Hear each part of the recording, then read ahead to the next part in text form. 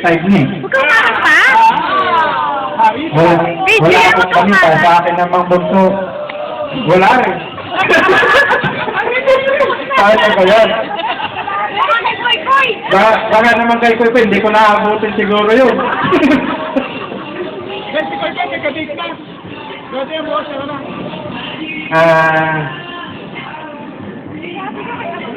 Yun lang. Siguro, pag nabigyan na ako ng apo, pwede na magpahinga. Ay, hindi, mag-aalaga ka pa. Oo nga. Magre-retire na rin ako, sabi ni Bonso eh. Mag-aalaga na lang ako. Kang papagay daw kayo.